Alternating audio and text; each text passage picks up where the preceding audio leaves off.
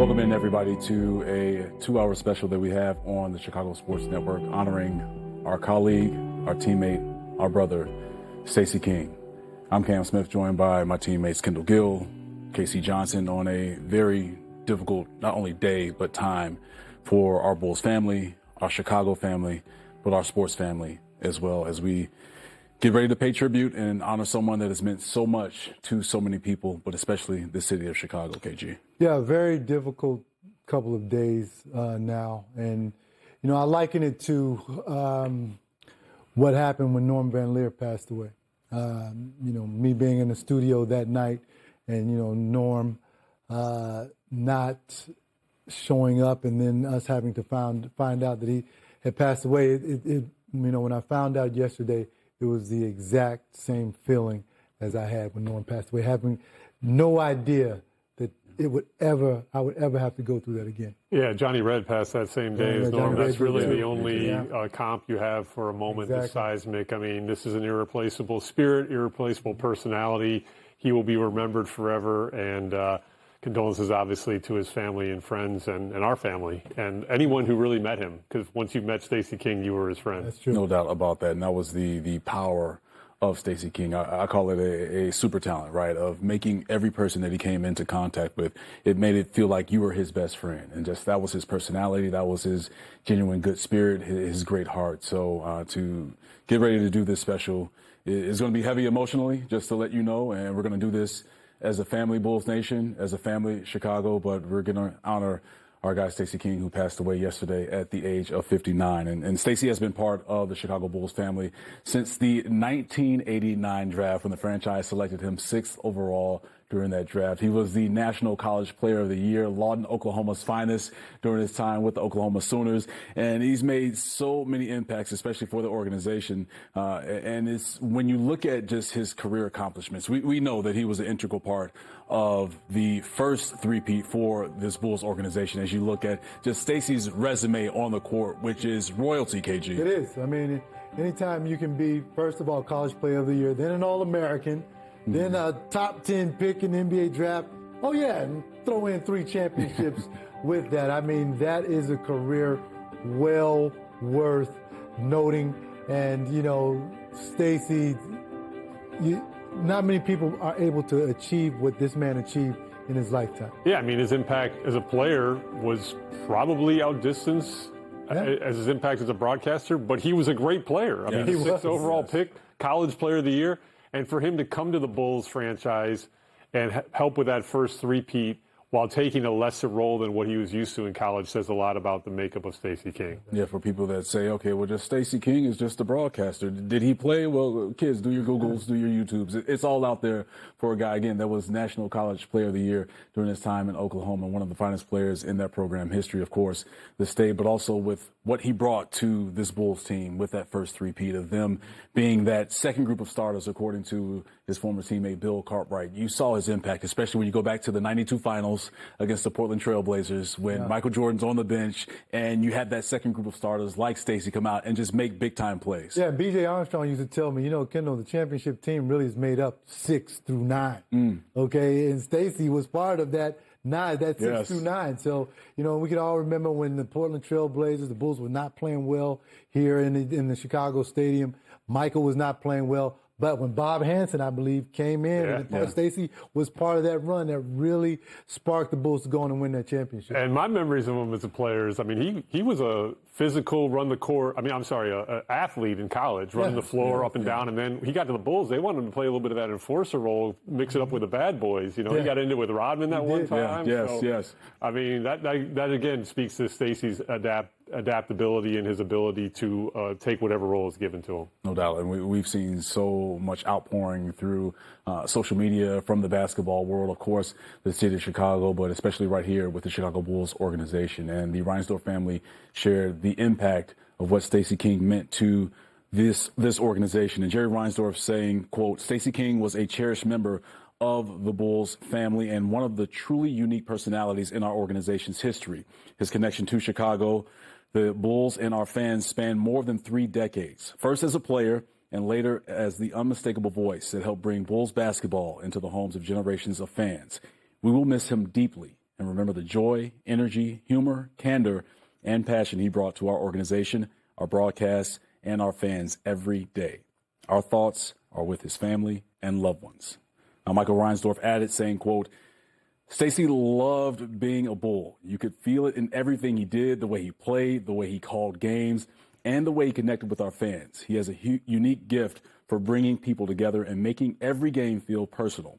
Whether it was through a broadcast, a conversation, or a photo with a fan, Stacey made people feel seen and valued. We were fortunate to know him, not only as a player and broadcaster, but as a friend. Stacey genuinely cared about people, and he made our organization better.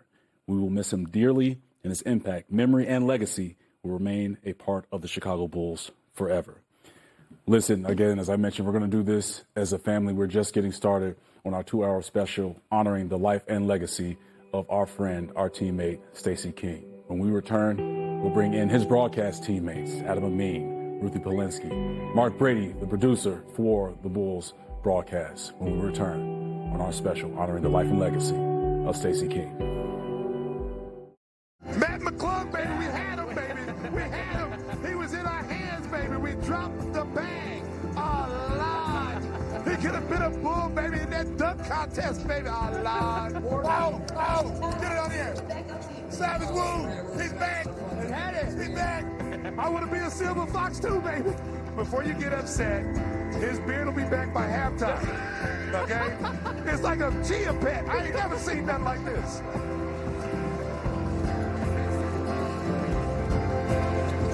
I'm trying to get a foul call and trying to get a timeout before he got all wrapped up down there. And they didn't give it to me, 𝗵𝗂𝗏𝗧. Please, no double overtime. No, you might be calling by yourself. I gotta get out of here. We weren't doing this for our health. You could have jumped in there. Listen, you guys were spotted in the 𝗏𝗏𝗏𝗏 bar. We saw you. That was like the slowest move. I thought for a second like we were on a slow mo. We are laughing through our tears here at Chicago Sports Network. I am 𝗻𝗄cy Johnson, and I'm honored to be alongside our CHSN colleagues as we celebrate the life and legacy of Stacey King. Obviously, play-by-play man Amin, producer extraordinaire Marc Brady, and host and reporter Ruthie Polinsky. And much like Stacey, we have no script.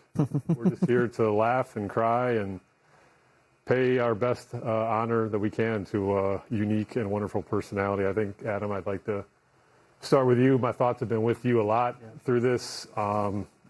Your partnership was really something special, and where's your mind at these days? It's hard to start anywhere specific, and what's nice is to be able to watch kind of like a little montage of what we just viewed, because there's a wide range of, I think the man was made of multitudes, I think was an easy way to describe him. 100%.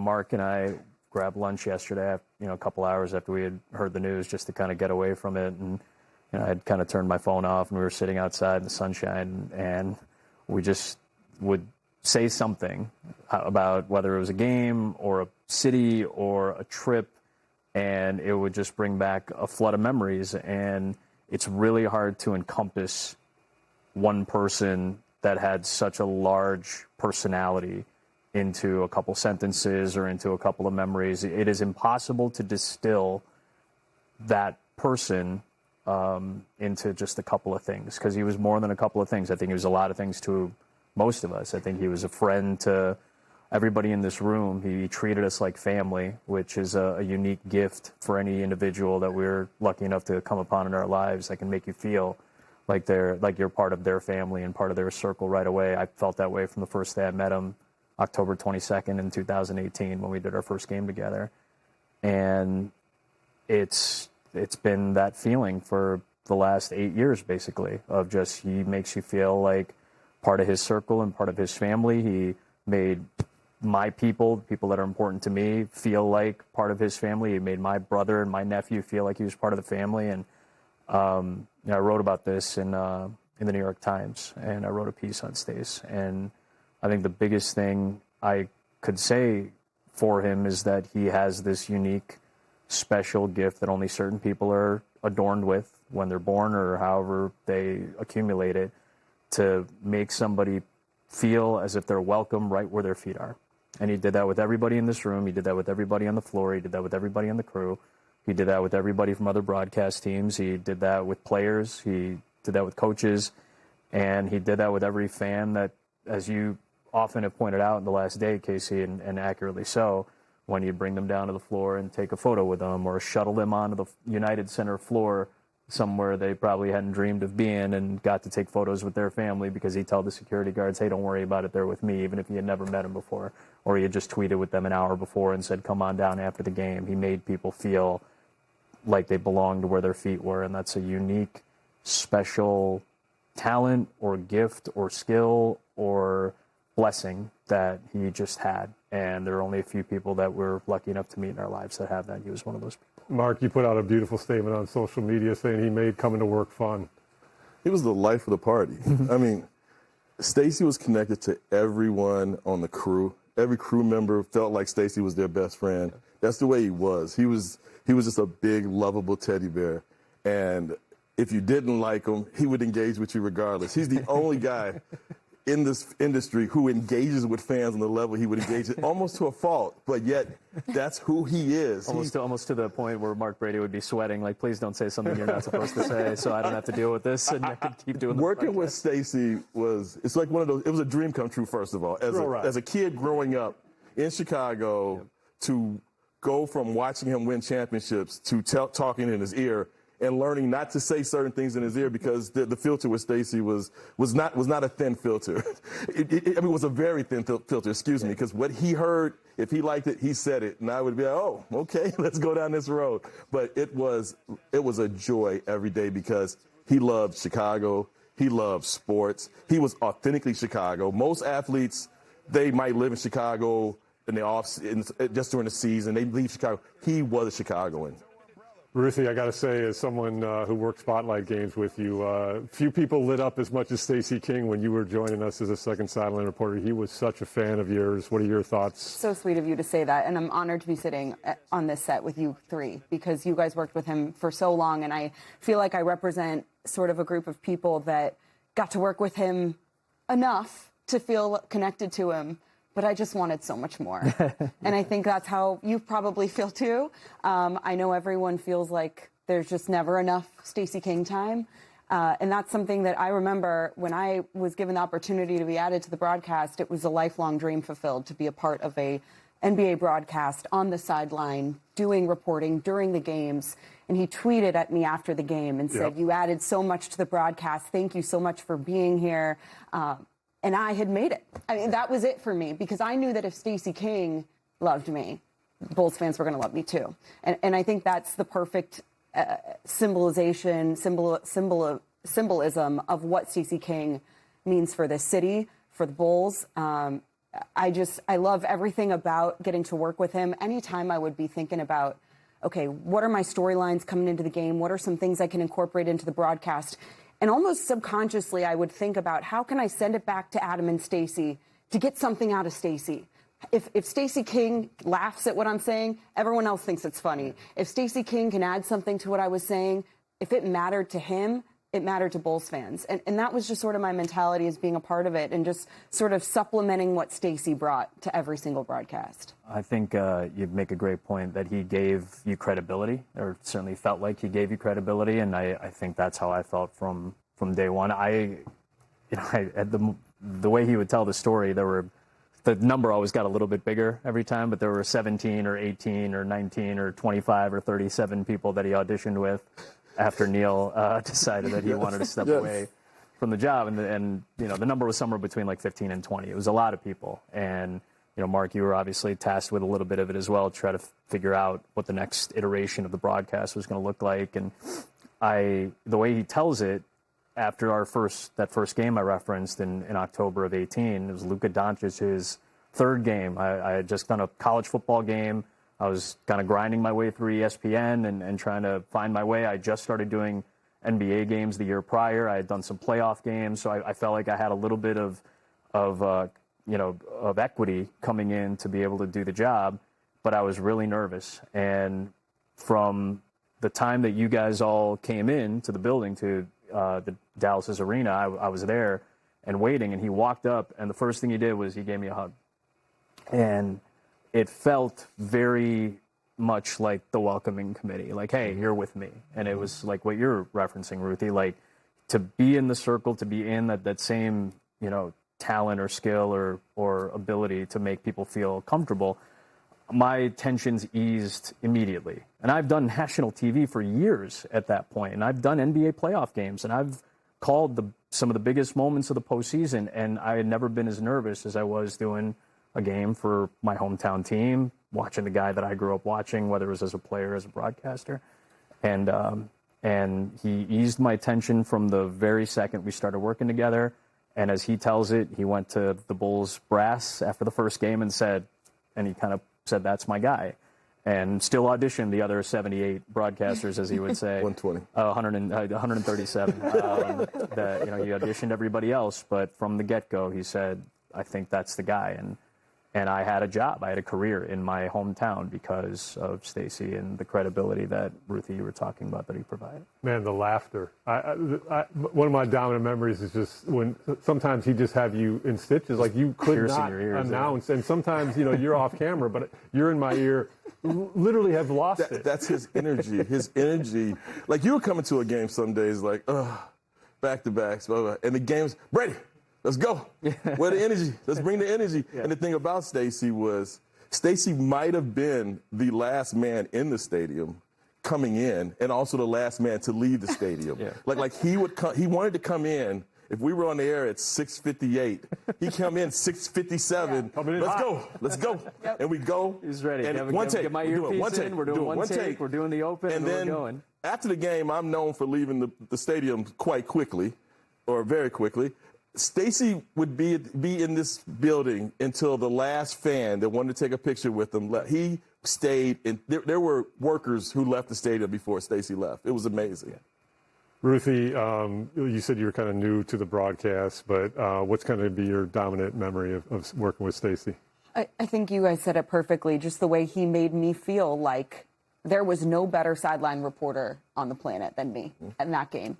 Every hit, every interaction before the game, during the game, he just made me feel like I was doing an outstanding job. And we all know how it goes. You get done with the broadcast and you say, man, I wish I could have got this in there. Or, oh, man, I wish I didn't stumble over my words in that one sentence. And he made you feel like, great job. Every game was just, he made you feel like you were the most important person or the best person at your job.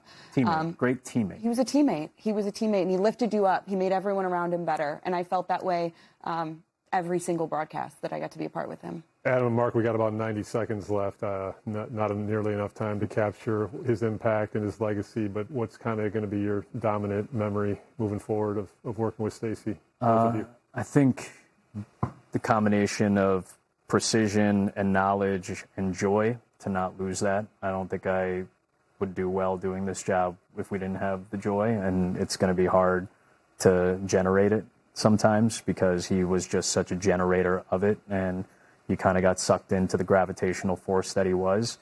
And what Marc was just talking about, that, you know, he appreciated so much what fans brought to him, and he fed off of that. And for him to be as devoted as he was to sticking around, and to, you know, I had games I have to travel to on Saturday morning, or I have an early flight after we do a Friday night game, and I would see him stick around, and that was part of the reason I wanted to stick around. I also, you know, didn't want to embarrass myself. I know they were there for Stacey and not necessarily, you know, to see me or anything like that, but it gave me an appreciation for, hey, somebody out there came down, they wanted to see you, they wanted to take a photo with you, they took the time. Reciprocate that. And I think reciprocating joy and energy and kindness, I think, is going to be the lasting impact for me. For me, it's easy. He was 59 years old, but he was forever young. And just don't allow yourself to become old. Yeah. Well, we're here to honor the life and legacy of Stacey King. You know, there's a professional duty, and that's really the best way you can move forward through this, is just doing the work. That's what Stacey would want from all of us, and guys and gals. I can't describe how much it means for me to be sitting here next to you. Our loss is for all of us and for the city and for this franchise, and appreciate us doing this right now. Thank you. Welcome back in, everyone, as we continue to honor the life and legacy of Stacey King right here on Chicago Sports Network. Cam Smith back with my guys, Kendall, Gill, and 𝗪𝐶 Johnson. And fellas, when the news broke yesterday of Stacey's passing at the age of 59, everyone in the sports world either shared a tweet or a statement, and it let you know that his impact on the sports world will never be forgotten. So what we're going to do right now is just kind of go through some of these tweets, these quotes, these statements, especially from people that are near and dear to Stacey King, starting with his teammate, Scottie Pippen. And Pip took to say this and post this tweet: "Sad to hear about the passing of Stacey King, a champion, a great teammate, and a true ambassador for the game. His impact on the Bulls organization and the city of Chicago will be remembered for generations. Rest in peace, King." Another one of Stacey's great teammates, Michael Jordan, also released a statement saying, quote, "I'm deeply saddened to learn of Stacey's passing. We shared some special years together as teammates, and he was part of a group that helped define an era of Chicago Bulls basketball. My thoughts are with Stacey's family, friends, and everyone whose lives he touched." Derrick Rose, whose Bulls career thrived off of Stacey's call, shared these words saying, quote, "Stacey King, your voice became a part of mine, calling moments out that now live beyond time. When the lights got dim and the crowd moved on, your belief stayed strong and carried on. You didn't just call plays. You helped tell my story, from the pain of the struggle to the height of the glory. So if my name still echoes, if my role still grows, a piece of that garden is yours. I hope you know." Former Bulls head coach Tom Thibodeau released this statement speaking on the icon of Stacey King, saying, "This is a tough one. Stacey loved the Bulls, he loved basketball, and he loved being around people. He had tremendous energy and a great sense of humor. Players enjoyed talking with him, coaches enjoyed being around him, and fans connected with him because he was authentic. He was a big part of the fabric of the Bulls organization and will be missed by the entire NBA community. My heartfelt condolences go out to his family, friends, and the Chicago Bulls family." And speaking of the Chicago Bulls family, you get that tweet from Scottie Pippen, you get the statement from Michael Jordan, Derrick Rose, and of course Tom Thibodeau. Again, it speaks volumes to who Stacey was as a player, but also as a commentator. Yeah, his influence carried through everyone, you know, and from the greatest player of all time to Derrick Rose to us to, you know, I'm walking down the street today, walking my dog, and, you know, one of my neighbors comes out and says, you know, my condolences about Stacey. You know, so not only the people in the organization, but the people all around the city. Yeah, I mean, I spent yesterday totally on the phone. I mean, yeah. And what's amazing is, like, I heard from his former teammates, I heard from former coaches, I heard from current players, I heard from broadcasters around the league. I mean, you're talking about the depth of his impact. That's it right there. And you see it. Those are some powerful statements from some powerful people. And everybody wants to touch this because they were touched by him. Yeah, and that's the thing about Stacey. It's just, and we heard Ruthie and Adam and Marc, Brady, and also yourself, 𝗪𝐶, speak on just how Stacey made you feel. Yeah. He made you feel bigger than life because that's just how he viewed life. He loved to have fun, but also really loved to empower people. Just let you know that, you know, life is about having fun. Let's do this. Let's have fun together and make sure that we're empowering each other. And so I think always when it comes to Stacey, and even just my experiences with him, getting this position and being host of Bulls Pre and Post, and we would have our crosstalk with Adam and Stacey, and, you know, giving me compliments and really empowering me. It's something that, you know, you hold near and dear to your heart, and it just describes who Stacey is as a person. A true friend, and, you know, I can remember, you remember when I had to take my 2-year sabbatical. Yeah. But Stacey kept in contact with me the whole way. Hey, calling me up. Hey, KG, you okay? How you doing? This and that. How's the family? And, you know, he was one of the reasons why I was able to come back and resume my broadcast career. And, you know, I will never forget the friends, you know, because true friends show up when things are down. There you go. And that's exactly what Stacey King was.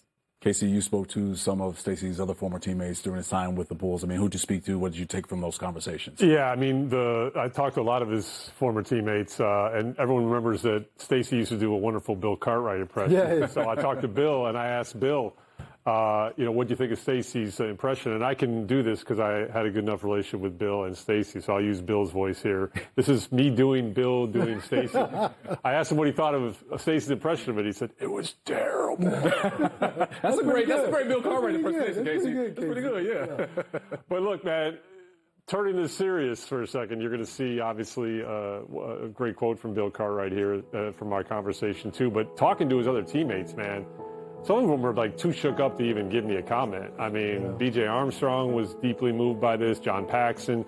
And, that speaks, you guys know this. We all played sports. You guys played at the highest level. The bond you form with these teammates when you go through what they went through, especially on title runs, that transcends the norm. And so that's what I heard yesterday was genuine emotion, genuine shock. I know there's a lot of texts going on amongst the former teammates and that era of teammates. A lot of phone calls going back and forth. So some serious words like from Bill Cartwright, but also some laughs through the tears. Because you think about the time that you spend with your teammates, no matter what level that you're on, and especially when it comes to the basketball season and all season as well, you're spending more time with those guys than you're actually your family and friends, right? And that's why instead of a teammate, I like to use the word brother or sister for the women that play the game. And when you have this outpouring of love from teammates, again, it just speaks to who Stacey was as a person, not just a basketball player, but just as a person, KG. Yeah, it really does. And when you go to battle, especially when you have a special team, like Casey just mentioned, 3-time NBA champion, you see right here where he and BJ were drafted together, those are the guys that you really remember. I had the opportunity to play with the Flying Illini, a special team. We're all still brothers. And that's why BJ couldn't talk yesterday, because that's his brother that passed away. Yeah, understandable. And as we continue on with our 2-hour special honoring our teammate, our brother, Stacey King, we're going to laugh, we're going to share these memories, we're going to joke, but we're going to shed some tears, and that's all right. And hopefully at home you're with us in this, and if you're shedding tears and emotional, that means that Stacey King meant something to you. So again, we are a family, Bulls Nation, Chicago. So stay with us on Chicago Sports Network as we continue to honor the life and legacy of Stacey King. They sent me out to get some chicken after a basketball game, knowing that we only had 30 minutes to catch a late night flight. He got lost. We sent him out for some chicken to bring on the plane. We had chartered a flight, and he didn't get there. We waited for about an hour and a half, and he still didn't get there. I think Bill passed that order down. He's the oldest vet on the team, and he had Stacey go get some chicken, and he missed the plane, and there was some expensive chicken. Stacey was set out to get some chicken, and yes, Stacey did miss the charter, and yes, Stacey did have to pay for his own plane. I think it was to Atlanta. So I was stuck with 2 big buckets full of chicken, no players to eat it with, and wound up throwing it all away. There was some expensive chicken. That was all his fault. He just basically he didn't know his way around the city, so he just got lost and misplayed on his own. Then again, he one of them rookies. He probably missed it on purpose. I caught a flight the next morning to Atlanta, wound up getting fined and chastised by all the players. They teased me still today about it. There was some expensive chicken. When you're a rookie, you got to be smart. You got to expect it. The infamous chicken story with Stacey King. Some expensive chicken for Bulls rookie at that time, Stacey King. Look, we are joined by Chicago Bulls royalty, Horace Grant, former teammate, but also brother of Stacey King during that first three-peat of the Chicago Bulls. Horace, we truly appreciate you joining us as we honor your brother Stacey King during a very just difficult and emotional time for a number of people, but it's always great to laugh at the Stacey moments, especially as a player. But you got to take us back to the chicken story, man. We know that Bill, that was his idea, but did you at least help Stacey pay for his fine when he got fined? Absolutely not. He was making more money than I was back then. Stacey took that, like a rookie. A little hazing here and there, but that's one guy that everybody who's dealing with the Bulls, Bulls Nation, is going to definitely miss, man.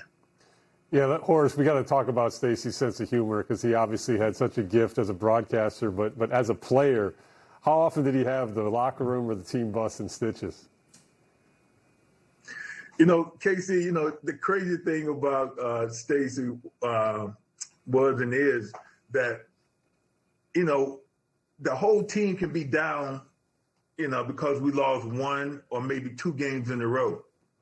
He would get on the bus or come in the locker room and just start imitating Bill Cartwright, or if your haircut wasn't correct or your clothes wasn't correct, he was that comedian to just light up that locker room or that bus or plane to make you realize, you know, we out here to do a job, yeah, basketball, but life is so much more than your field. Horace, you know, Stacey, of course, being an All-American at Oklahoma and being all-everything at Oklahoma, and believe me, he always let us know that. All right? How did he take going from All-American to playing for the Chicago Bulls and coming off of the bench his rookie year?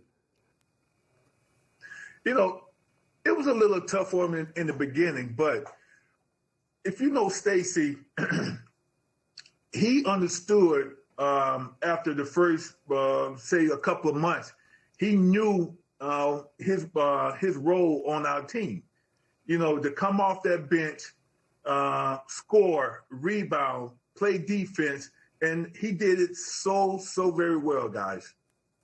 Yeah, we're looking at highlights of Stacey Horace getting buckets against Big Marc Eaton and J.R. Reed and Tree Rollins, just getting his patented turnaround, soft touch with the jumper or with that lefty finish. But the time that you guys would spend in practice, obviously, throughout a season, just trying to get each other better. I love that Bill Cartwright described the role players, the bench guys, as your second group of starters. When you look back on that time competing with Stacey in practice, just trying to sharpen his iron, him trying to sharpen your iron, what did that say about just, one, his mentality, but also what he brought to those championship years?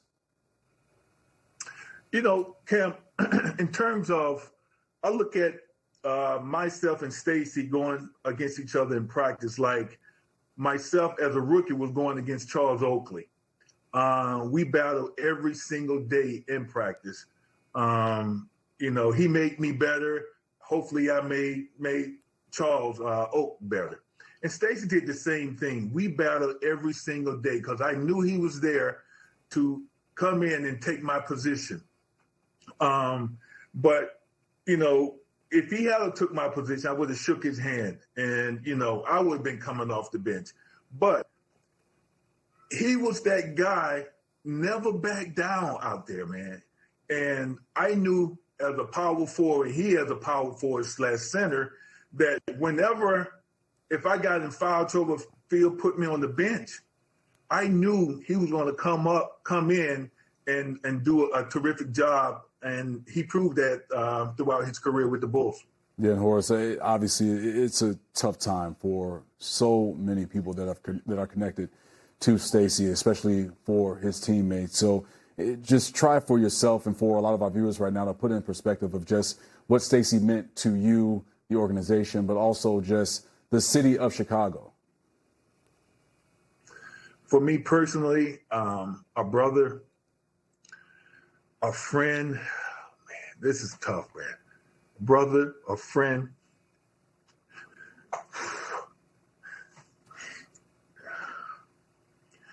That makes you laugh.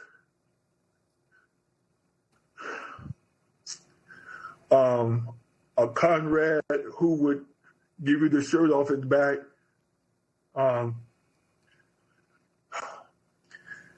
He was that friend, man. You can call in the middle of the night and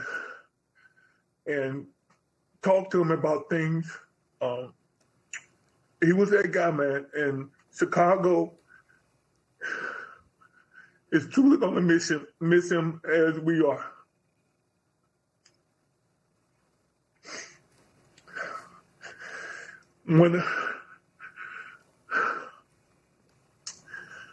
This is one of the toughest moments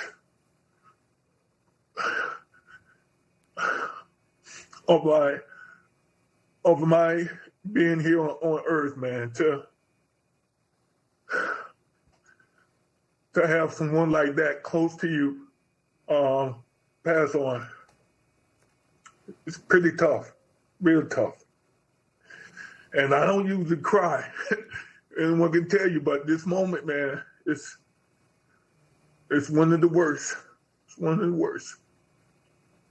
And Horace, we truly appreciate you taking time to join us on this special to honor your brother. I'm not going to say teammate, your brother and Stacey. And I know that the emotions are running high for you, as it is for so many different people. But to have you honor your friend, your brother, it means everything to us. Thank you, Horace.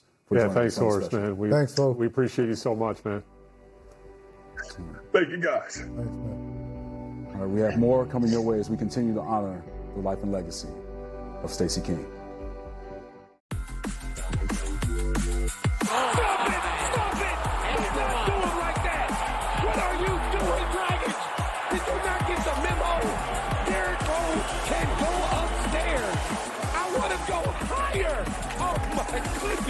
Drives it all the way. Dunk it, 𝗂𝗄𝗯𝗶𝗹. Get up or get out the way. Salmons, the lock. Oh, stop it. Oh, Jamal Crawford. What are you? Did you not get the memo? He races it. Wow. And the Bulls lead 103-101. B comes up big when you need him the most. Rose crosses over the fadeaway. Got it. Let me step back and kiss myself. Oh, my gosh, it's over. 𝗁𝗏 assassin does it again. The Bulls with another chance. Levine. Oh, stop it. The lead man running in. Oh, my goodness. Oh, my goodness. He broke his ankle. Buzelis flies it. Oh! If you're going to try, you better try hard. Diddy for the win! Go! Oh, my God! I cannot believe this! Elizabeth, I'm coming, baby! Oh, Lord! Improbable! Unbelievable! Impossible! Oh, Magic Kitty! Good day, mate! Somewhere in Australia, Sydney, or Melbourne, Paul Hogan and somebody has Crocodile Dundee! Oh, Lord! We are pleased to be joined by Neil Funk. Obviously, you can't think about Stacey King without thinking about Neil Funk. You guys formed such a wonderful partnership for so many years, Neil. We really appreciate you taking some time for us as we honor Stacey's life and legacy. And I obviously just kind of want to start with your early memories of your association with him from a broadcast standpoint. We're going to get into the player standpoint, but your early association with him from a broadcast standpoint. Well, I do remember when they told me I'd be working with Stacey that I was, I knew Stacey as a quick-witted, jovial guy, but I wasn't quite sure how the partnership was going to work out. And we had, a little bit, some rough patches early on, but the first year, Stacey was more of a traditional analyst, and I had reined him in, not intentionally, but I think Stacey wanted to make sure I was comfortable. And then by year two, once I loosened the reins, I realized that I was no longer driving the bus. Stacey was, and I was just a passenger.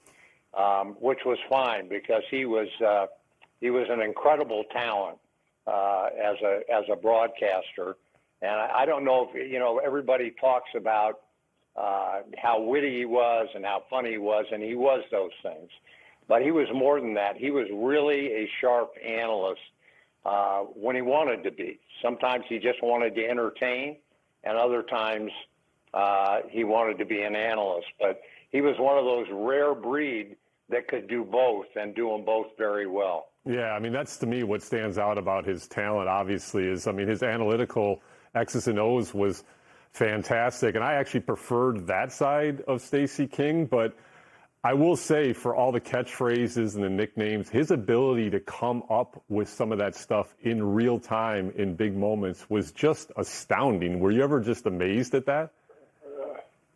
Well, just to go back for a second, when we were talking about the analytical side of it, I've never seen anybody take to a telestrator like Stacey did. I mean, it was like he was born telestrating things. And when he first came out with I remember when I knew that this was going to be kind of his ship to pilot, and it was in 2010, I think, when Derek dunked over 𝗏𝗏𝗀𝗏, and Stacey just went off on this tangent, which has since become part of the Stacey King lore. But when he did that, I mean, it just came out. It was like streaming. I couldn't believe it. And from then on, you know, his catchphrases and all that. But I think sometimes you got to look past that to see the full picture of Stacey as a broadcaster. I mean, he was great at that. He was witty. He came up with stuff on the spur of the moment. I mean, it wasn't something he had to think about or had to write down and remember, oh, I'm going to call this guy this. All that stuff was just stuff that happened in the course of the game. And so that's what amazed me most about him. His ability to connect with the fans was so apparent. I mean, he always took time taking selfies with fans after games and stuff. What made Stacey so special and unique in that department? Well, he made everybody feel like they were the only person in the room. And I can remember being, you know, like almost shocked when he would stay, how long he would stay after a game. Because as you know, Stacey wasn't the most timely guy arriving for the game, but he would stay after for an extraordinarily long time and tell the ushers and the security people, let them come down. I'm happy to take a picture. I'm happy to sign an autograph. And he'd stay till he was done. And not only did he take the picture, sign the autograph, he engaged them in conversation. And I think that's what made him a real fan favorite. You mentioned his knack for punctuality or lack thereof. I mean, Marc Brady used to leave pre-production notes for him in the media room, and I'd go in there sometimes 10 minutes before tip-off, and they'd be untouched. So, you know. Oh, watching him come strolling down, we were supposed to do the open at, 10 minutes ago, and he'd come strolling down the scorer's table and get down there, and then when he got there, you'd say, "Come on, we gotta do this open." And he'd say, "Well, just wait a minute, I gotta unpack." And he'd unpack his bag with his pencils and his water and his throat lozenges and get everything straight. And so he was never on time. But then when we got out there and they turned the light on, it was like magic. One thing that obviously stood out so much about your partnership was you playing the straight man and Stacey taking things out on you and saying he was going to slap you on the air and things like that. What was that like kind of in the moment and living that experience? Well, the funny thing is Stacey, when he was doing an interview with somebody, I can't remember if it was Sam Smith or somebody, Stacey was like, everybody thinks I'm the funny one. Neil's the funny one. But I liked my role as, Stacey, I mean, he was not afraid to say anything or do anything. And anything went wrong in the broadcast at all, he blamed me. That was his MO. He said, well, and Neil didn't do this or Neil didn't do that. And then I'd look at him, and you couldn't stay mad at Stacey. You just couldn't. I mean, after about 30 seconds, you just start laughing. He just had that kind of engaging personality. But he did blame me for a lot of stuff that wasn't my fault. Of course. We're talking so much about his broadcasting career, and rightfully so, but you obviously had the unique perspective of broadcasting him while he was also a player and then him becoming your colleague. What was it? Describe Stacey King, the player, and your memories of that experience. Well, I knew, coming out of college, everybody knew who Stacey King was from Oklahoma, big-time scorer, could rebound, and it was a 6th draft pick. And so I think everybody had high expectations for Stacey as an NBA player. I think, in fairness to Stacey, when he came to the Bulls, they kind of asked him, because of the personnel they already had, they asked him to play a role that maybe he wasn't all that comfortable in, although he was a very good player and part of the big part of the 3 championship teams. But he, as a player, he was much the same, believe it or not, as he was as a broadcaster. He would, I mean, back in those days, we only had one bus, so the broadcasters were on the same bus with the players and the coaches and the trainers. And he'd start talking in the back of the bus, and it would not stop. Sometimes it'd go on for 30 minutes, and it was a variety of subjects. Whatever the topic was, Stacey was an expert in it. And I remember,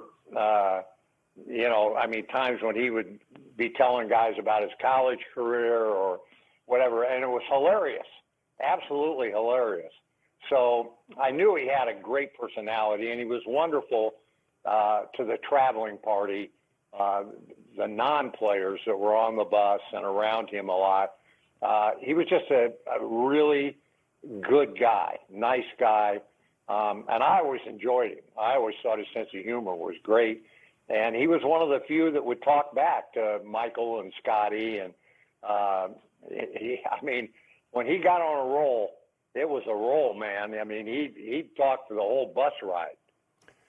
You know, obviously he wanted the Bulls to succeed and wanted players to succeed, but he wasn't a homer. I mean, when he saw something on the court that should not be happening, he was quick to point it out. And I always thought, you know, the Reinsdorfs gave him and you great freedom to call it like you saw it. And, you know, Bulls fans can't be fooled. So I think that aspect of his broadcasting career should be celebrated as well.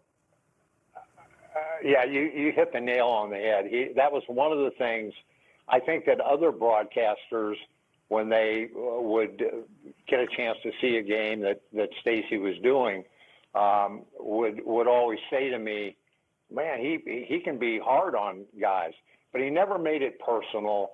It was always what he saw. And, you know, people forget Stacey, you know, coached in the old Continental Basketball League and was a really good coach. I remember Tex Winter saying that he thought Stacey, you know, his future was in coaching. So he, while he could be hard on players, he wanted the Bulls to succeed. He wanted them to play well. But he never singled out a guy and just kept picking and picking and picking. It was always in the flow of the game, what somebody did or didn't do. And he praised players, you know, often, maybe when they didn't deserve to be praised. So I think the players understood what Stacey's job was, what his role was. And the one thing that was great about Stacey was he had a wonderful relationship with especially the younger players. And most of them probably never saw Stacey play, but for some reason they had a great deal of respect for Stacey and his knowledge of the game. Well, Neil, we are celebrating the life and legacy of Stacey King, and we couldn't have done it without you, so we certainly appreciate you taking some time to join us. You guys will be forever linked in Bulls history. Yeah, I was so stunned, and I'm still saddened by the untimely passing of Stacey.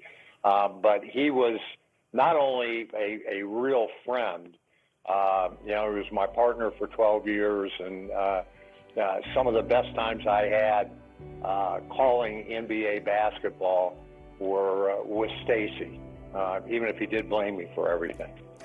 Thanks a bunch, Neil. We appreciate it. All right. Thank you, KC. This is the time, Comcast. I'm telling you, we should have a poster machine right here so I can clown the Heat right now, baby. Woo, I'm hyped. Oh, here's the poster. Here we go. Oh, here it is. Now, watch. Keep an eye on Taj. Here it is, ladies and gentlemen. I want to go higher. I want to go higher. Taj Mahal. Here it is right here. Oh, low angle, baby. Here's the poster. Oh, nice. I like it. I like it. I like it. Dwayne Wade. Oh, my goodness. Get out the way, son. This is Dwayne Wade right here sleeping tonight.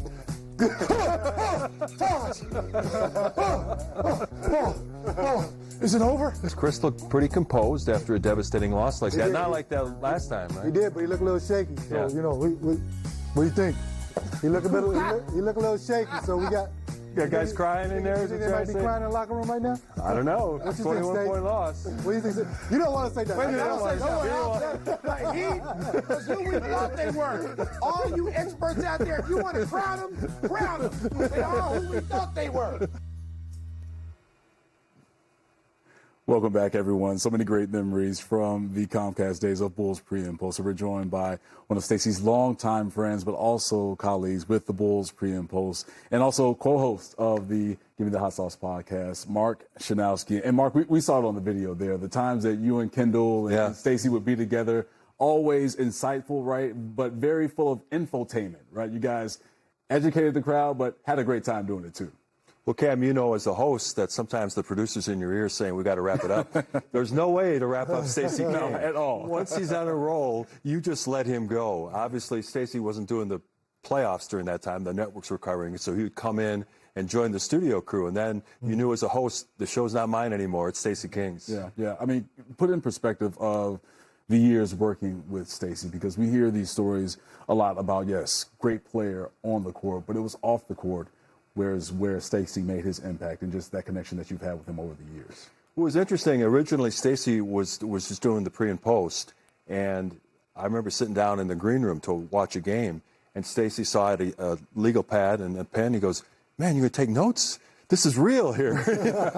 You know, he came breezing in, and you know, we'd watch the game, and he would be telling great stories throughout the game, and they would just carry that over into the post game show. He was just so talented. It's such a great way with a phrase, and that's why I think Bulls fans came to love him, is because his creativity, his love and passion for the game, that showed through in every show that he did. Yeah, and KG, I mean, obviously the energy, the fun was there, but also just the personality that Stacey brought day in, day out with you guys, as we get some pictures of Marc and Stacey together over the years. But you can't find a guy like Stacey. He's a one of one. We know that on so many different levels, KG. Exactly. And, you know, I've gotten a lot of phone calls from guys that play with Stacey, guys that play with me, people that I've worked with in the industry from NBA TV back in the day. Rick Kamala called me up and he said, you know, I didn't know Stacey, but I enjoyed watching all of the games to hear his commentary, you know. And,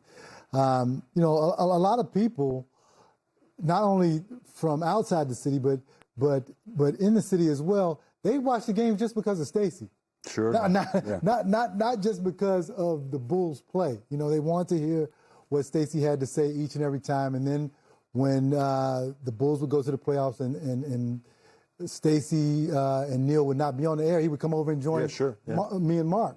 And we would love to have Stacey on, man, because he brought an extra flavor to the show, which is what he did in each and every game as well. I mean, he was outright hilarious. He would have you laughing sometimes in the studio, wouldn't he? Yeah, sometimes he tried to bring the show back. You know, as I mentioned, he'd go on one of his rants, and we're all laughing, and the producer's going, "We got to get the break." You know? But his ability to not only dissect the game, because, you know, obviously he has a high basketball IQ. He coached in the CBA. He has great stories about that. Yeah, he does. Working with a skeleton payroll, he couldn't handle that after a while. But his knowledge of the game always shines through, but he explains it in a way to viewers that they can understand easily. Right. And you come away feeling smarter, but also entertained. And that's a hard thing to thread for an analyst, and Stacey did it every night. Yeah, and that tandem that you guys had, that chemistry, that energy, how, in what ways did Stacey make you better as studio host with this knowledge of the game, and also the conversations that you guys would have in the green room before you went on for pre and post, and also same thing with you, KG, in terms of just how you guys were able to mesh with each other, but also grow as teammates within that role? KG? Well, I think a lot of times you can just give Stacey the ball and let him run. Which is what Marc just talked about, you know, because he could carry on the show by himself. honestly. And I think that we all know that. And, you know, here's an interesting story about Stacey. I didn't know Stacey had a personality until, and this is when Stacey and I became friends. I had no idea Stacey was a bodybuilding fan. So I go to the Mr. Olympia contest that's over at the Erie Crown Theater back, I believe, in 93, 94. And Stacey is there. And I'm like, what are you doing here? He's like, oh, I love bodybuilding. And he's running off Dorian Yates, Lee Haney, Linda Murray, all of these Mr. Olympias and Mrs. Olympias. And we sat there, and he's commentating all throughout the show about the bodybuilders and everything. I said, man, this dude is going to be a great analyst one day, not knowing that he was going to turn into what he turned into eventually. Yeah, and you see that with Stacey. He's just like a guy that has so many layers to himself. I like to kind of think of him as a Renaissance guy, right? It's just like he was more than just doing the Bulls broadcast, but just, I mean, the relationship that you have with Marc and just learning more about Stacey, the man, as opposed to just the coworker or the basketball player. Well, I've really gotten to know him well over the last 5.5 years doing the Give Me the Hot Sauce podcast. You know, it's funny, as we were talking about producing a lot, I'm always thinking, well, we'll shoot for about 45 minutes. We never get done an hour and a half. Because once Stacey gets going, it's hard to rein him in. And the stories that he would tell, sometimes he'd tell a story over and over again, but it was fresh every time because he'd always have a little different spin on it, and he'd always make it interesting. And I know that the people that follow the podcast hopefully got a chance to really get to know Stacey better through that vehicle, because he had a lot of interest besides basketball. He loved music. He talked about bodybuilding. I mean, he loved films. He could talk about any subject at great length. As someone who's a guest on that podcast a couple of times, there'd be times where, you know, Marc or the producer would reach out to me and set up a time for me to come on, and then Marc would be texting me on the side, probably about 10 more minutes. And I'd just be like, all right, Stacey's talking, man. Stacey's finishing a thought. Right. And you had that freedom to be able to kind of go a little longer than expected, as opposed to you know, the Comcast days of doing the show. When you see the outpouring from so many people throughout, not even just Chicago, but as KG mentioned, you know, a lot of people just outside of the city that's connected to the NBA or just were Bulls fans or just Stacey King fans that have maybe sent messages to you or text to you. How does that really resonate for you, Marc, in terms of how Stacey impacted the basketball world, but just people in general? Yeah, I've heard over the last 24 hours from people around the league, from different franchises, people that loved Stacey's broadcasting style. And people associate him with the Bulls, of course, but I think that he had a larger profile in that some of his calls resonated nationally. Of course, everyone knows the famous Derrick Rose dunk over 𝗏𝗏. That really springboarded Stacey into a national platform, and he just became bigger and bigger in terms of his national profile as things went along. And I think locally, with the Bulls going through some tough seasons, as you mentioned earlier, people would tune in the games because they wanted to hear Adam and Stacey and see what kind of new catchphrases Stacey might come up with. Yeah, we're getting some tweets right now of a couple of play-by-play guys that worked with Stacey throughout the years, especially more recently, Connor Onion, Wayne Randazzo. I was looking at Stacey's Instagram page earlier today, and he had a post. You know how he would put the image of a person's face on a certain movie scene, or kind of like a gift that's going on. He'd love to do that, right? And he had a happy birthday message for Wayne Randazzo with Wayne's face on there, and it was like the most interesting man in the world, the old 𝗍𝗏𝗍𝗏𝗍 commercials. But just like that was the humor that Stacey had, and it put you in that perspective and really that space of just a guy that loved life, a guy that really wanted to make people smile, but also at the end of the day have a good time, KG. Yeah, and you know what? I got the feeling that Stacey never worked, because he loved his job so much. You know, a lot of times, you know, and I've been involved with the NBA for a number of years, but a lot of times once the guys are done with the game, they leave the stadium. Stacey would always hold court downstairs, you know, sit on the table, and he and Adam, and sit there and talk to the fans and talk to whoever hung around after the game. I mean, that's the epitome of somebody loving what they do. And he had a lot of love and respect for fans. You know, I mentioned doing the podcast every week. Sometimes he'd be coming off a road trip, and I'd say, Stacey, we can just run a best of this week. We don't have to do a fresh show. He always wanted to make sure that he wanted to come in and do a new show because he had so much respect for Bulls fans. He wanted to keep them up to date on what was going on with the team and around the league, and his work ethic. He was tireless. Yeah, as we get to just this moment of thinking of our favorite Stacey moments, right, and stories. Marc, I know you have a million of them from your time with Stacey as a longtime friend, but also colleague. But anything interesting that, you know, you can share with our viewers out there and Bulls fans? Well, over 5.5 years of doing the podcast, he's told me so many stories. Yeah. But one that really stands out that he's told numerous times, and the funny thing about a great storyteller is they don't always tell it the same way. Sometimes they're going to embellish it a little bit, maybe exaggerate a couple of the details. Well, Stacey loved to tell the story about his pre-draft workout with the Bulls. He came into the old multiplex. Well, I think, it would have been the multiplex back then. And he was going to go through a workout before the draft because Stacey was National College Player of the Year. There was talk he might be their first pick, but he ended up falling to 6th with the Bulls. And so back then, they'd make you work pretty hard in these pre-draft workouts. So they were going to play a little 2-on-2, see what kind of toughness Stacey had in him, after coming out of the college ranks and being such a star. And they matched him up with this big, burly guy that about 6'9", 6'10", that was going to bang Stacey a little bit in the post. And Stacey thought it was Dave Corzine.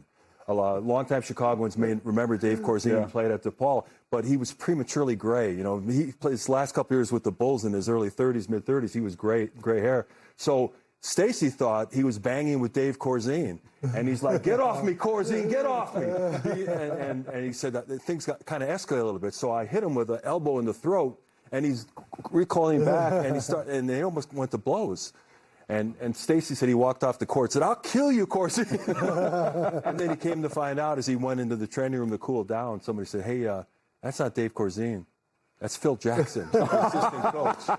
And ironically, about a month or so later, Doug Collins was fired and Phil Jackson took over as Stacey's coach his rookie year. And to make it even funnier, as I mentioned, Stacey told the story so many times, we had Phil Jackson on as a guest. So I kind of retold the story much as I did now. I said, Phil, what are your memories about that? And he goes, I don't remember that at all. So I don't know how much truth there was. It's a fantastic story. And Stacey loved to tell it. Throwing elbows to the throat of your future head coach. Yeah. It's just something right there. I mean, maybe that's why he didn't play as much as he liked. Right. But just going after that, it's just, again, it puts into just who Stacey was, just on and off the court. Right? We talk about him loving life and having fun and joking around, but when he was on the court, he was all about business. Oh, he was. He got it done. He was. And, Stacey was, he had a little nastiness to him when he played. He was not a pushover. We can see he even got into it with Dennis Rodman when Dennis Rodman was with the Detroit Pistons. So, you really, when Stacey talked about being tough, like as a commentator, he lived it and he was it, So, sometimes you have guys that, kind of fabricate how tough they were and everything. But Stacey was. Yeah, he was that guy. Yeah, the footage is out there. We got the receipts for sure. You can look that stuff up. But Marc Schanowski, thank you for joining us here. Thank you so much. Stacey is a legend, and he's going to be remembered by Bulls fans forever. Yep. Thank you, Marc. All right, we have more coming your way as we continue to honor the life and legacy of our guy, Stacey King.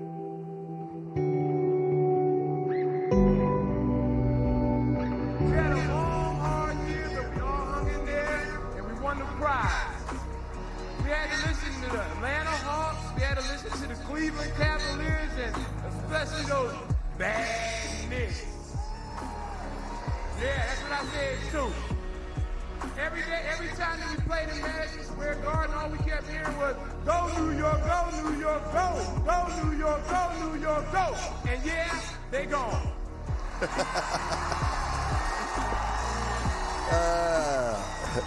They gone. There it is!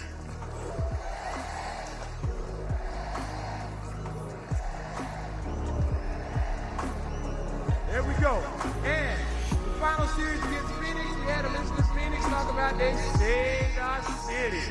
Police. Well, we did them one better. We saved their city.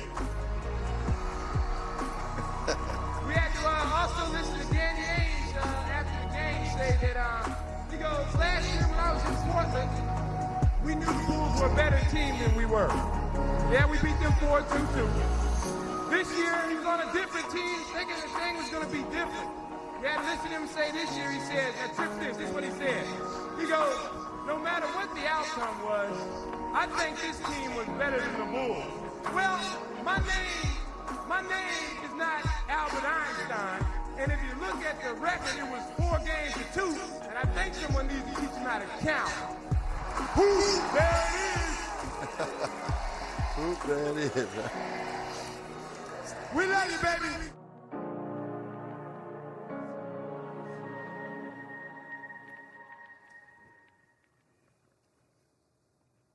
So much nostalgia right there with that video of the late, great Stacey King. And that was during the 93 championship parade over at Grant Park. And we're thankfully joined by his former teammate, but also brother, 𝗻𝗶𝗹. And Will, we saw a shot of you at that championship parade laughing as Stacey held court as he always did. But you go back to those memories of Stacey, how he was as a teammate, how he was as a friend. What memories, what experiences come to mind when you think of Stacey King? It always seemed like Stacey was in, first and foremost, Stacey always seemed like he was in a good mood, regardless of the situation. He was always a very confident individual, and somebody that always just, seemed to make something good out of bad. But you mentioned about how he had that little speech there in Grant Park. But, one of the things I was kind of sharing, I talked to John Paxson earlier today, and, we had a section in the front of the plane when we started flying charter. It was Pax, BJ, Bill Cartwright, me, Scott Williams, Stacey, Ed Neely. And we knew on those flights that Stacey was going to keep us entertained because he always had something to talk about. He never really complained about anything, but, he wasn't necessarily humble, but he was a guy that could dish it out, but he could also take it. He knew that was part of the equation. Well, we've all sat with Stacey at this desk at some point or another, and you as his teammate have spent a lot more time with him than we did. What would you say was his strongest character trait? Well, that's a good one, Kendall, because, it's, and I think KC might be able to kind of add a little bit to this as well, but because, we spent a lot of time, with him as well. But I think the one thing that Stacey always seemed to do was be able to bounce back, right? It's kind of difficult when you come to the Bulls when they had such a good team and he was an early draft pick along with BJ. And, he was the national player of the year, if I remember correctly. And he had to come and take a reduced role with the Chicago Bulls, right? Because it was a veteran-laced team. And he kind of had to find his way. So, like a lot of us, his career was a little bit of a roller coaster, but he always seemed to find a way to bounce back, to have an impact. And, it took a while, but I think he finally found his footing in the league. And then as he moved from a player to a broadcaster, I think the love that he got from the fans, he kind of wanted to find a way to return that love. And I think he obviously found that in being a broadcaster, first of all with Marc Schanowski in the studio, and then from there to working with Neil Funk, and then Adam, as a color analyst. He ultimately became larger than life, and probably because of his ability to connect, with the fans. I was doing an interview on The Score, and they were talking about how, you kind of felt like when you were listening to the games, you were talking to your brother or talking to a friend, and you found yourself talking back to the television because that's kind of the attraction and the magnetic personality that he had. I honestly don't know of any enemies. I'm sure there may be one or two, but I also know that because of that hard work and dedication and that personality, that when people would say stuff about him on social, he had a lot of people come to his aid that loved Stacey King, the player, but also Stacey King, the broadcaster. Well, we've spent a lot of time talking about Stacey, the broadcaster, but describe him as the player for us.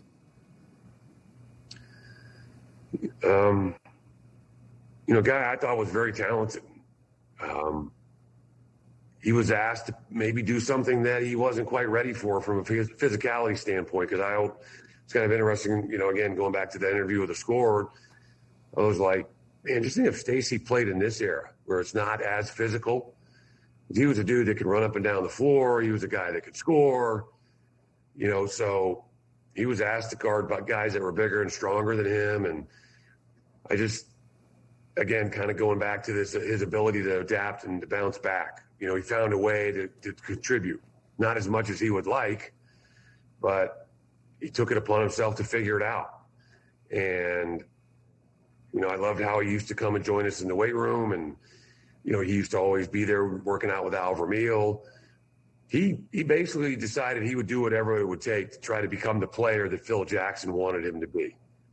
And I think a lot like me, maybe butted heads a little bit, but he decided that what the team goals were and trying to win a championship and wanting to be here and be a part of that was more important than what his personal goals were, you know, when he initially got drafted and wore that Bulls uniform.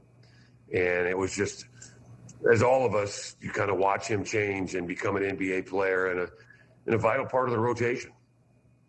Will, you speak of Stacey's ability to bounce back, but also adapt. And just thinking about how he spans generations from his time as a player in that Bulls uniform to where he finished with the Bulls on the commentary side. What do you think that lasting impact will be for Stacey, his legacy on the city of Chicago, and what he did not only for the Bulls, but this great city of Chicago?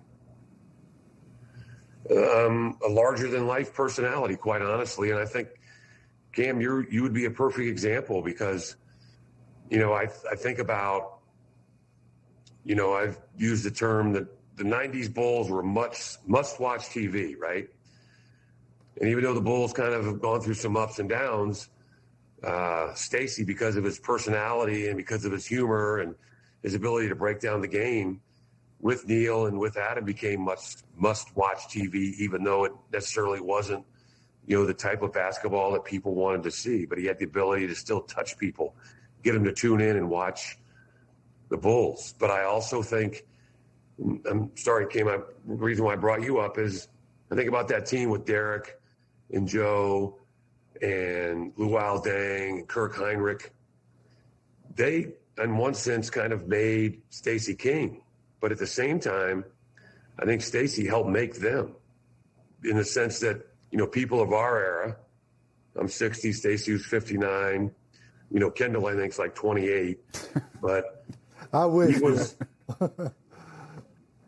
well, I see all that stuff with, you know, on Instagram. You're still acting like you're 28 with all your workouts. But my point was with Cam is like, he kind of lifted up the Bulls and the Bulls kind of lifted him up. And it's been interesting to hear a lot of people talk about, younger people like yourself, Cam, talk about how exciting that era was. And I think it just wasn't because of the players. I think Stacey King was a big part of that equation for some people to talk about, yeah, I know the Bulls won championships in the 90s, but just from an excitement standpoint and totally becoming immersed in the Bulls, you know, those teams with Derek and Joe and those guys, you know, it was just so much fun. And listening to those guys and the personalities. And I think Stacey was right there in the middle of it. Listen, Will, you are spot on with that. And I think that's one of my highest honors with Stacey, of being a fan of his as a kid and watching you guys cap off that first three-peat to being a teammate of his with Chicago Sports Network. So, but perfectly said on your teammate, your brother, Stacey King. Thank you so much, Will, for joining our program today. Thank you, gentlemen. All right, we have more on the way as we continue to honor our brother, our teammate, Stacey King.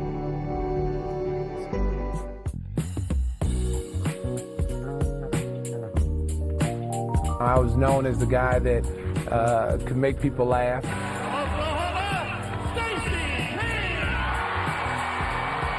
I have a natural energy. Oh, Todd, stop it! Stop it! He didn't just cross him over. Oh, the rookie! I kind of say things that the fans want to say. Oh, stop it! Oh, Jamal Crawford! What are you? Did you not get the memo? That's a big day for any college player. Hear your name called by the commissioner. I had to make sure I had a nice suit on with a nice tie. You know, I remember Karl Malone, when he went up in draft day, he had one of those cloth ties on, and it just didn't, the fashion statement, if I was a fashion police officer, I would have arrested him for that suit. So I had to make sure my suit was tight. That would probably be the second greatest moment of my life, to hear my name in the draft. And, you know, especially coming from where I came from, my upbringing, being able to, you know, reach my dreams and goals, and just being able to get up there and be considered one of the top players in college basketball and then being drafted. Paxson, yes! John Paxson again! And the Chicago Bulls have won their first ever NBA championship. To be able to experience and play in a great city like Chicago, I mean, a lot of guys don't get this opportunity, not only play for a great team, but come and play in a great city, a great sports city. This is the best sports city in the world. We're legends in this city. You know, those championship teams, it doesn't matter if you played on the first three or the second three, you know, you're considered a legend here, and that's one thing that's really great about being in Chicago. They don't forget winners. The lead pass running in. Oh, my goodness. Oh, my goodness. He broke his ankle. Rose to Gordon to Bucky. Oh, my goodness. My path to being a Bulls broadcaster, I went to school for it. You know, a lot of people don't understand. I studied it in at the University of Oklahoma, and I knew eventually I would get into it, but I didn't really know how in depth I would be. I didn't know if I was really going to be good at it, you know, but you always got to think about your career after your basketball career is over. What do you want to do? And it gives me a chance to stay close to the game, you know, so it was an adventure. Again.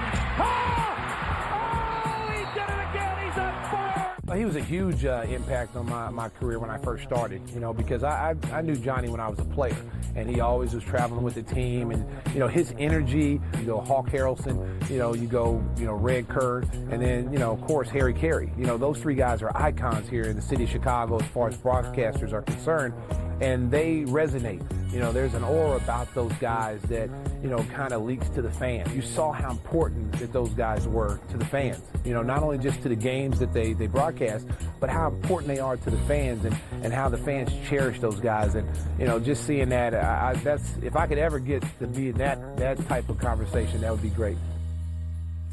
Welcome back, everyone, as we continue to give flowers through tributes to our guy, Stacey King, during our special. And you heard Stacey just say that, you know, he'd hoped to have similar careers to Chicago iconic broadcasters, Harry Carey, Johnny Red Kerr, Hawk Harrelson. Well, Stacey, just to let you know, yes, you're in that fold, man, for sure, no doubt. He absolutely is. He's become an iconic figure.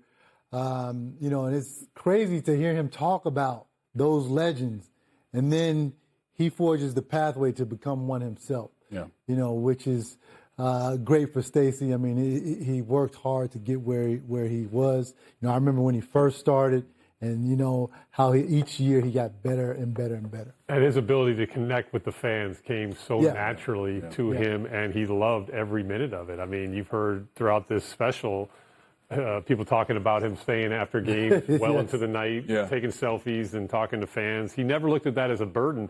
He looked at that as a privilege, and that just kind of fed into his personality and placed him alongside those other greats. And he achieved his goal. He is going to be remembered for all time by the Bulls and Bulls fans. Naturally a people person, but we were having this conversation before we started this special of that transition going from the icon of Johnny Red Kerr and trying to be that next guy, and Stacey stepping into that role and forging his own path and being that next icon when it comes to Chicago broadcasting. Yeah. It is a job well done, Stacey. So thank you for so much. But we have more coming your way on our special honoring our guy, Stacey King. Stay with us here on Chicago Sports Network.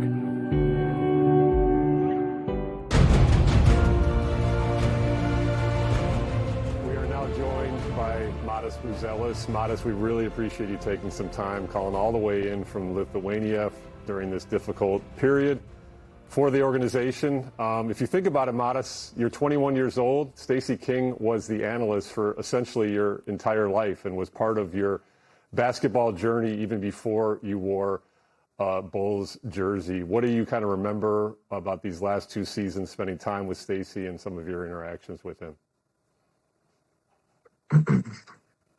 Honestly, you know, the news was tough for me, and you know, he was such a great guy, such a wholesome person. You know, he's somebody I look to for advice, and he's also just a real guy, and he would give me the truth.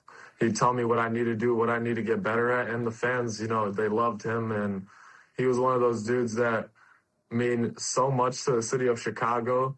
Just his enthusiasm and how he loves the game. So, you know, the news was very, very hard for me to hear. You mentioned the connection with the fans. I mean, that's, to me, one of the things that really stands out about Stacey is that unique ability to connect with so many people. How much did you witness that dynamic in action these past 2 seasons, and what does that say about him, that he was able to connect with so many people? It shows how organic he is as a person, and how capable he was to connect with anybody. Honestly, I felt like he was a person that can connect with any type of human being, and that shows a lot in his character. And he was like the cornerstone, for Chicago, and being a legend, and I think Hall of Fame for commentating. And it just shows us how organic he is to the city of Chicago and to the people in general. You mentioned that he helped you and that he shot straight with you. How did he help you? Yeah, obviously he was an NBA legend, so he knows the game. He knows how to approach the game in different ways, and that was something I didn't know as a rookie. How to approach the game and the off season, how to attack every day and see it in a different angle. So he was somebody that helped me with basketball, but also just my mentality of how I had to come in every day and search for that position that I wanted. I remember last summer you and Ayo actually hit him up while you were doing a live stream and got him on in real time. Why did you do that, and what's your memory of that? Yeah, so me and Ayo, we were calling guys that we knew. I wouldn't say celebrities, but we were calling people who were really good at talking and giving speeches. And Stacey was one of those guys that popped up, and Ayo gave him a call, and he gave us some motivation for the viewers, for us, and that just also, as I said before, shows his character, that he's always on 100, always engaged, and that's the type of person he was. Stacey's obviously known for his catchphrases and nicknames. He gave you one in 𝗬𝗟 𝗬𝗏. What did you think of that nickname, and what did you think about his poster machine? Because he put a few players on his poster machine. Yeah, the nickname was awesome. It shows how creative he was also, just even with like all the other guys on the team, like, Kevin Huerter when he was there. He had so many creative sayings and lines. But I loved 𝗬𝗟 𝗬𝗏. It was something that, stuck with me, and I think the fans also, for sure are going to remember. You're obviously playing while he's broadcasting, but did you ever watch any highlights of your own play and hear any of his calls, and did any of them stand out to you? Yeah, no, for sure. I mean, I think as every player, everyone watches their own highlights. So I definitely went back and watched, a couple of my plays, and him always being on 100, just, showing his enthusiasm for the game, how much he loves it, his passion. And, that's what stuck out, him as a commentator, him being so enthusiastic on the broadcast. And I'm definitely going to go back. Probably tonight I'm going to go back and rewatch, and just some of the highlights. In closing, what will you remember most about your association and interactions with Stacey King?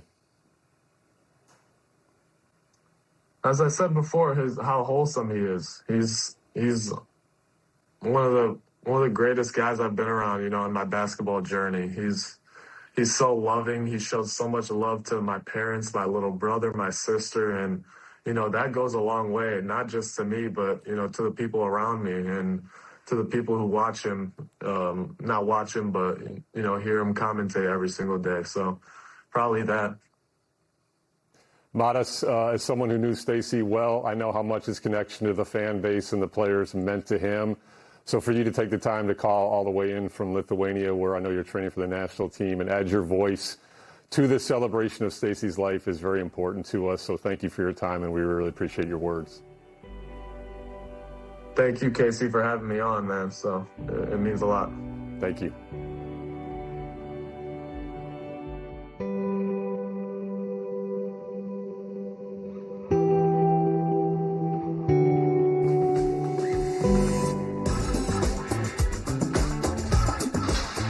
Down to the wire in Miami. It's Dosunmu. Oh, he's on fire.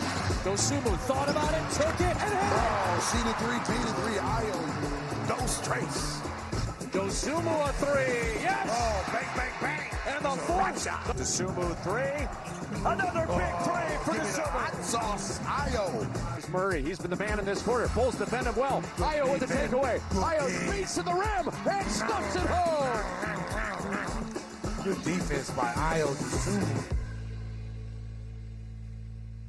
Welcome back in, everyone, as we continue to honor the life and legacy of Stacey King. Cam Smith with my man, Kendall Gill. And you saw the montage that we have. We have Chicago's finest joining us on the program now. He is Ayo Dosunmu. And Ayo, just looking back over those highlights of your time in your 5 seasons with the Chicago Bulls organization and hearing Stacey's iconic one-liners and his calls, it brings back so many great memories. So for yourself as a Chicagoan and just this loss that we have as a city, speak to the relationship that you shared with Stacey during your time as a Chicago Bull. First and foremost, rest in peace, and I send my condolences to, Stacey's, family. He was a great person. He was a great person, great commentator, great announcer. But the one thing I loved about Stacey was that when I first got drafted here, he gave me words of encouragement, and he always kept it positive. And we had a relationship, outside of, me playing and him, commentating the games.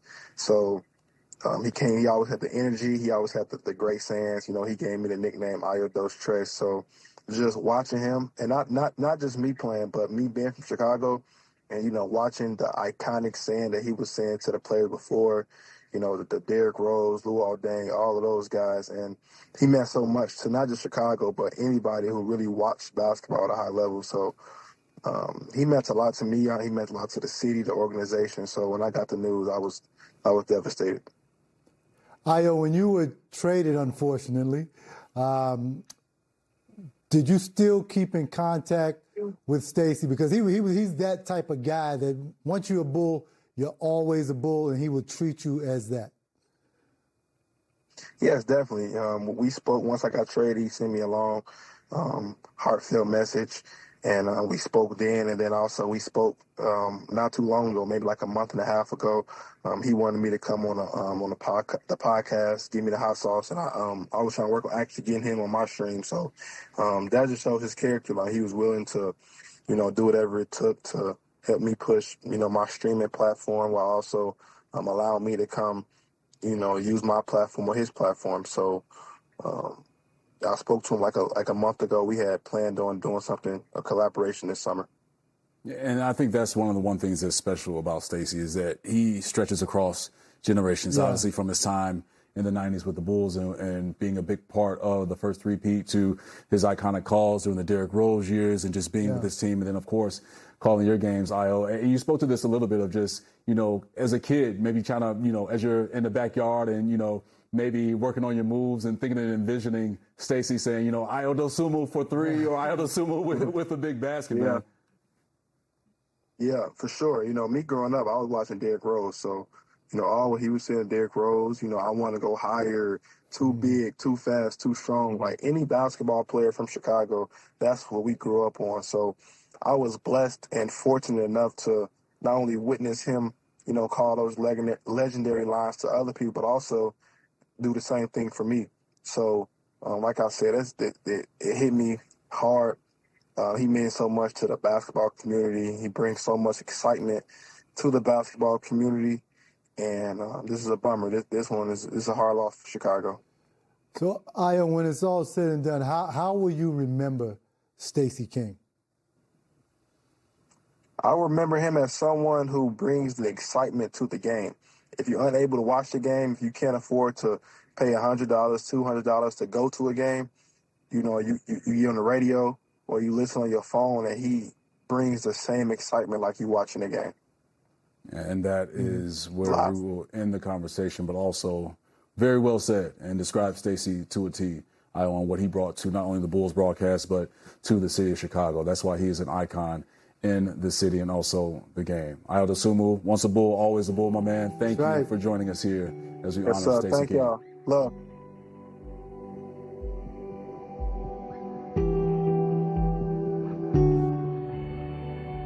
Welcome back, everyone, as we continue to show love, shower Stacey King with flowers as he so rightfully deserves. And the love continues to pour in, everyone. Cam Smith with my guys, Kendall, Gill, Casey Johnson. And we've seen and heard from a number of former Chicago Bulls and also former teammates of Stacey when he was with the Bulls. And another one of the great Bulls during the second three-peat, Randy Brown, took time to share a statement on his great friend, Stacey King, saying, quote, "Today I share a heavy heart due to the loss of a great friend, Stacey King. As a Chicago native and Bulls ambassador, I share thousands of stories with Bulls kids and Bulls sponsors. I look forward to events where Stacey and I work together.